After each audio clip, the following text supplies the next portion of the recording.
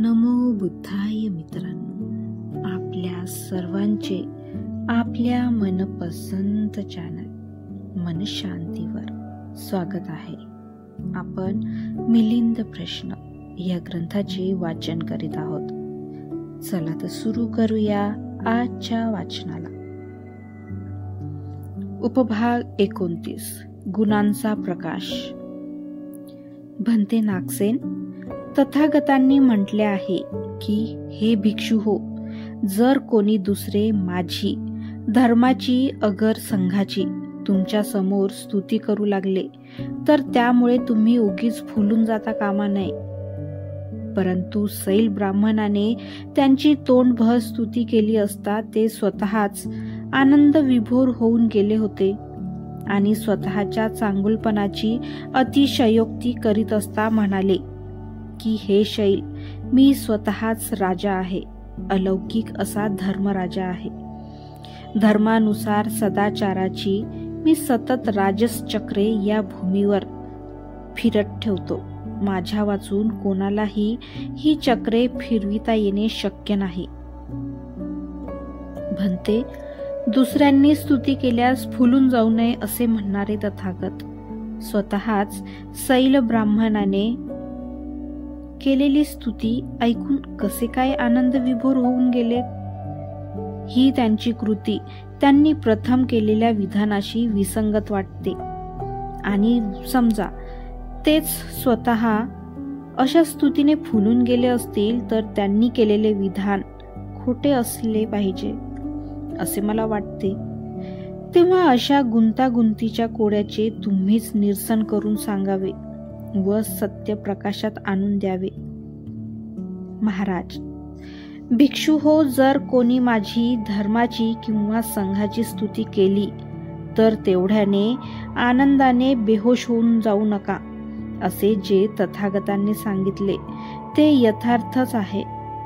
तसेच शैल ब्राह्मणाने त्यांची वास्तविक प्रशंसा केली असता ते स्वतःच आनंद विभोर झाले व आपल्या अंगचे विशेष गुण दर्शवित म्हणाले, हे शैल, मी अलौकिक असा धर्मराजा आहे.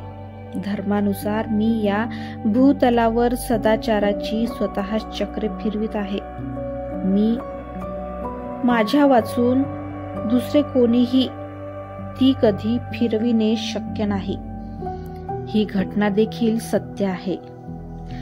तथापि या दोन्हीपैकी पहिल्या विधानात तथागतांनी धर्माचे खरे स्वरूप, धर्माचे सार व धर्माची लक्षणे सत्याला अनुसरून लोकांना कळावीत म्हणून सांगितले आहे. यात धर्माचा स्वाभाविकपणा, सरसपणा, सत्यत्व आणि अस्सलपणा दर्शविला असून दुसऱ्या प्रसंगी शैल ब्राह्मणास जे सांगितले ते फायद्याकरिता, कीर्तीच्या हव्यासापायी पक्षपातीपणाने किंवा आपले शिष्यबळ वाढविण्याकरिता नव्हे, तर या उलट अत्यंत ममतेने व करुणेने त्या 300 ब्राह्मण शिष्यांना धर्मज्ञान व्हावे व त्यांचे कल्याण व्हावे याच उद्देशाने त्यांनी शैल ब्राह्मणास तसे सांगितले. फार छान भंते नागसेन, आपण केलेला खुलासा मला एकदमच मान्य आहे. उपभाग 30 अहिंसेचा निग्रह. भंते नागसेन, भगवान बुद्धांनी असे म्हटले आहे की कोणाचाही घातपात न करता आपसात प्रेमपूर्वक मिळून मिसळून गोडी गुलाबीने राहावे. या उलट असेही म्हटले आहे की जो शिक्षेस पात्र असेल त्याला शिक्षा द्यावी, जो सहकार्य देण्यास योग्य असेल त्यास सहकार्य द्यावे. भंते, हातपाय कापणे, जीवे मारणे, कारागृहात टाकणे, हाल हाल करून मारणे किंवा देशाबाहेर हकलवून लावणे हाच ना शिक्षा देण्याचा अर्थ आहे.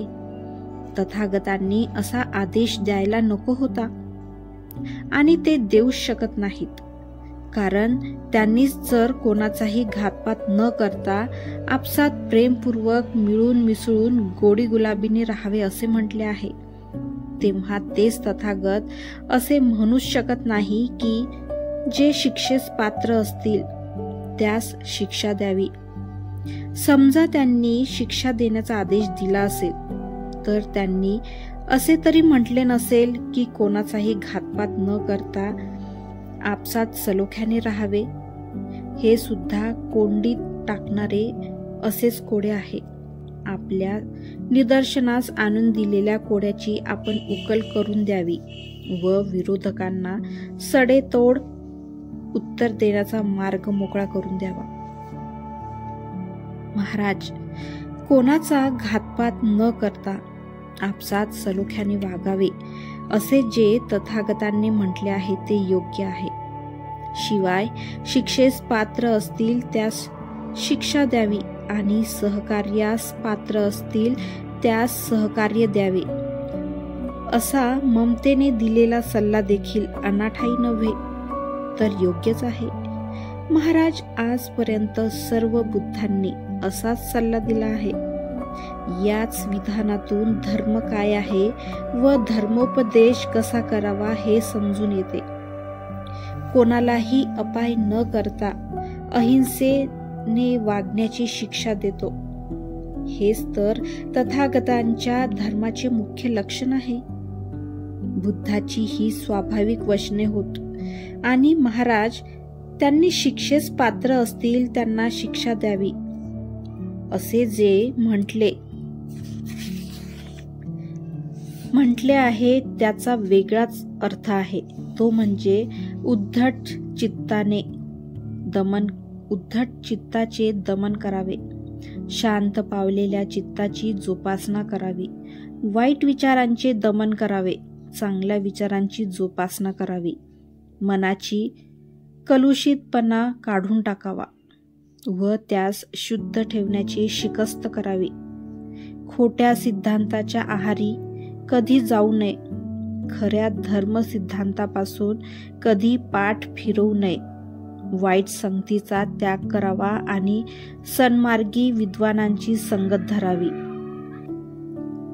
चोरांचे दमन करावे आणि सज्जनांचे रक्षण करावे, हा याचा खरा अर्थ आहे.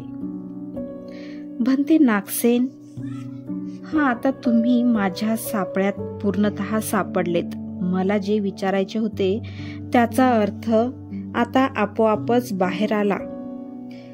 भंते, चोरांचे दमन करावे हे तर ठीक आहे, पण ते कोणत्या प्रकारे? महाराज, चोराला धमकी देणे उचित असेल तर धमकी द्यावी, शिक्षा करणे उचित असेल तर शिक्षा करावी. देशातून हाकलून देणे योग्य असेल तर देशाबाहेर हाकलून द्यावे आणि एवढेच नव्हे तर त्यास फाशी देणे योग्य असेल तर फाशी सुद्धा द्यावी. म्हणते, पण फाशी देण्यासारखी कृती बौद्ध धर्माच्या सिद्धांताला अनुकूल आहे का? नाही महाराज.